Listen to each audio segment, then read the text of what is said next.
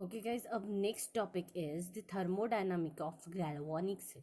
अब तक galvanic cell के देखो कितने सारे गैल्वानिक के सेल के कितने डिफरेंट डिफरेंट इसमें डिप होते हैं। अब थर्मोडायनामिक के लिए कैसे वर्क करता है ये अब हम देखेंगे। Okay, the Gibbs energy of the cell reaction and the cell potential. अब गिब्बस एनर्जी जो थर्मोडायनामिक अगर मैंने चैप्टर पढ़ाया होता आपको तो गिब्बस एनर्जी आपको समझ में आती, तो फिर भी गिब्बस एनर्जी का कैसे होता है ये हम देखेंगे, और रिएक्शन कैसे होता है एज अ सेल पोटेंशियल का वो हम देखेंगे। Okay, so here the electrical work done in a galvanic cell. Electrical work होता है जिसमें किसमें, गैल्वानिक सेल में, is the electricity charge pass multiply by the cell potential. क्या होता है electrical work done in a galvanic cell? Electrical work किसमें होता है? इन अ गैल्वानिक सेल में होता है।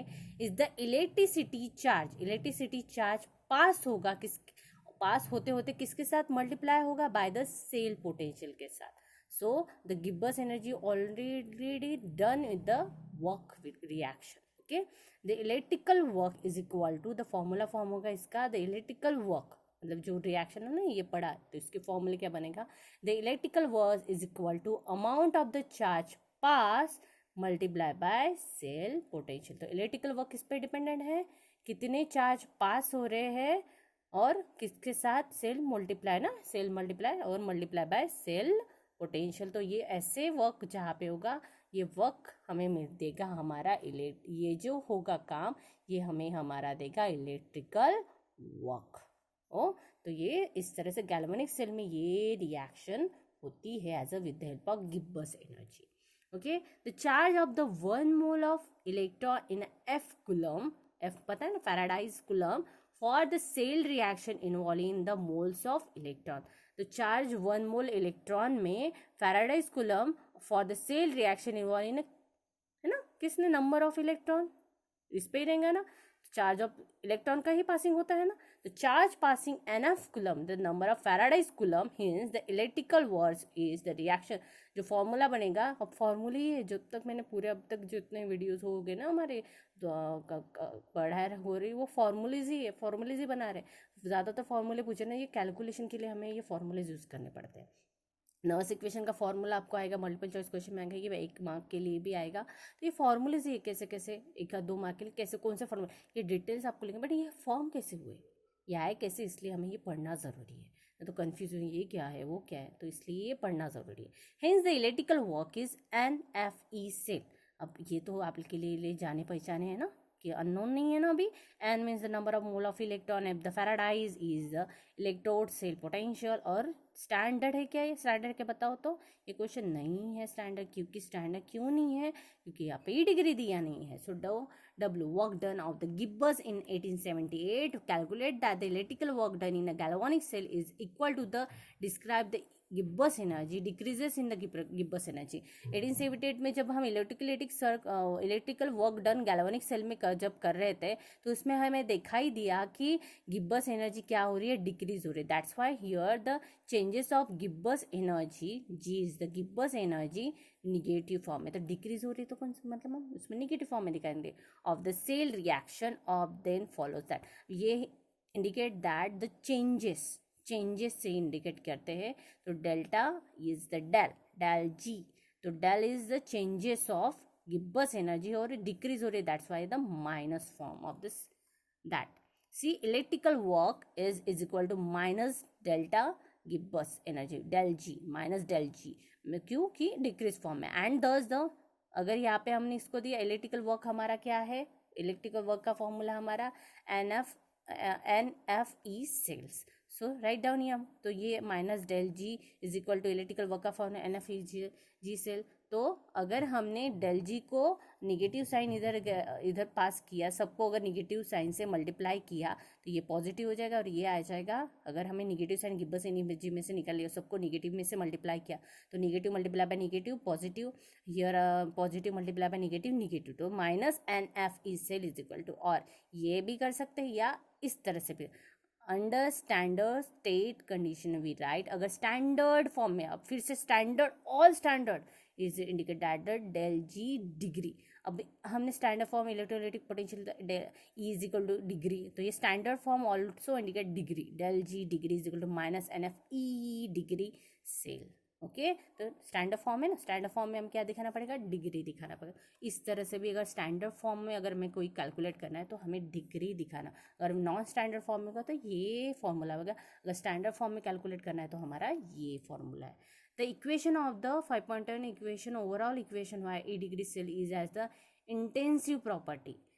ये जो रिएक्शन में ई डिग्री सेल दिया गया है, तो E degree cell is the which property, intensive property. Intensive property thermodynamic में एक एक्सटेंसिव प्रॉपर्टी होती है, intensive property. Intensive property means depend on changes of reaction. तो ये आपके लिए क्वेश्चन है, what is mean by intensive property. Okay, we know that delta G degree is an the extensive property. हमें पता है कि डेल्टा जी, अभी दोनों आपको बताना है, what is mean by intensive property, what is mean by extensive property. Okay, so properties in its the value depend on the amount of the substance. म्हणजे एक्सटेंसिव प्रॉपर्टी मीन्स क्या, चलो यहीं पे आंसर मिल गया, जाने दो। द एक्सटेंसिव प्रॉपर्टी मीन्स क्या, its values depend on the amount of the substance, और intensive property means independent amount of the substance. मतलब अगर हमें बोला गया है कि टेम्परेचर कैलकुलेट करो, तो टेम्परेचर अगर हमने इतने बड़े पतीले का कैलकुलेट किया, जैसे इंटेंसिव प्रॉपर्टी का it is the independent independent, इसका एग्जांपल है टेम्परेचर। मतलब अमाउंट ऑफ द सब्सटेंस पे टेम्परेचर डिपेंड है। अगर हमने एक बाउल में बहुत सारा पानी गर्म किया और उसका बाउल में उसको निकाला और इसमें बड़े पतीले में रखा, तो दोनों जगह अगर हम टेम्परेचर चेक करें तो हमें सेम ही टेम्परेचर मिलेगा। तो अमाउंट ऑफ सब्सटेंस डिपेंड नहीं है, छोटे बाउल में भी उतना टेम्परेचर मिलेगा, बड़े बाउल में भी उतना ही टेम्परेचर मिलेगा। तो ये प्रॉपर्टी हो गई इंटेंसिव प्रॉपर्टी, मतलब अमाउंट कितना सब्सटेंस है उस पर डिपेंड नहीं होगा। तो ई डिग्री सेल्स किस पे डिपेंड है, इंटेंसिव प्रॉपर्टी। समझ में आया intensive property. Extensive property amount of the substance में, अगर हमें एक्सटेंसिव प्रॉपर्टी, अगर हमें 4 लोगों के लिए चाय बनानी है तो हम 1 कप चाय चलेगा क्या, नहीं। तो उसमें कितना क्या डिपेंड है, अमाउंट ऑफ द सब, कितने चाहिए हमें, शक्कर ज़्यादा लगेगी, पानी ज़्यादा लगेगा, चाय पत्ती ज़्यादा लगेगी, तो this is the extensive amount of the substance पे डिपेंडेंट है। तो delta G degree is the extensive property और E degree cell is the intensive property. समझ में आएगा, extensive intensive property, amount of the substance. It is the stoichiometric equation of the redox reaction is multiply by 2, that is the amount of the substance oxidized and reduced at the double। क्योंकि multiply by 2 की स्टोइचोमेट्रिक reaction है, हमने पढ़ा है ना, स्टोइचोमेट्रिक reaction होता है, तो that's why it is a multiply by 2, क्योंकि स्टोइचोमेट्रिक रिएक्शन है और रिडॉक्स रिएक्शन है, और इसे ऑक्सीडाइज कर रहे हैं, अमाउंट ऑफ द सब्सटेंस को ये ऑक्सीडाइज कर रहे हो और डबल कर रहे हैं, दैट्स वाई मल्टीप्लाई बाय 2 करो तो डेल्टा जी डबल, तो 2 डबल हो जाए फॉर्म में आ जाएगा। The moles of electron transfer also double. तो इस रेशियो में अगर मल्टीप्लाई 2 करें तो moles of electron also transfer in a double form में। तो E degree cell is equal to minus delta G degree n F, then become a 2 से double, है ना। E degree cell multiply by 2 तो minus twice delta G degree twice n F, 2 will be gate cancer. अगर करना है तो जब अगर हम ये फॉर्म में भी इसको ऐसे लिख सकते डेल्टा जी डिग्री है ना, वही फॉर्म में वापस फॉर्मूला आ जाएगा। ऐसे भी कर सकते हैं, अगर ट्वाइस से अगर कराया तो ये this is the thus the E degree cell remains the same by multiply by the redox reaction by 2। अब इससे हमें पता चला अगर हम रिडॉक्स रिएक्शन कर रहे हैं और मल्टीप्लाई बाय 2 से कर रहे हैं तो हमें फिर से सेम ही रिएक्शन मिलेगी। अगर हमें हमारी वापस रिएक्शन वही चाहिए तो मल्टीप्लाई बाय 2 करो, रिडॉक्स रिएक्शन करो, तो हमें हमारा प्रोडक्ट वैसे का, रिएक्टेंट वैसे का वैसे ही मिल जाएगा। It means E degree cell is independent of the amount of the substance and intensive property. तो ई डिग्री सेल क्या हो जाएगा, इंडिपेंडेंट है। मतलब हमें पता चल गया ई डिग्री सेल, तुम ज़्यादा करो कम करो वही प्रॉपर्टी आएगी। तो that's why it is called as the E degree cell is intensive property, क्योंकि अमाउंट ऑफ द सब्सटेंस पे डिपेंड नहीं है। मल्टीप्लाई बाय बढ़ा दिया ना, डबल कर दिया, फिर भी वही आया, तो ये अमाउंट ऑफ द सब्सटेंस पे डिपेंड नहीं है। इससे हमें पता चलता है। दिस इज ये अंडरस्टूड, आपको ये समझ में आ गया। द गिब्बस थर्मोडायनामिक की गिब्बस एनर्जी रिएक्ट होने के बाद क्या फॉर्मूलेज आए, और ये इंडिपेंडेंट ई डिग्री सेल्स कैसे इंटेंसिव प्रॉपर्टी है कि ये अमाउंट ऑफ द सब्सटेंस में डिपेंड नहीं है। 2 से डबल भी किया फिर से वही हमारा फॉर्मूला आया।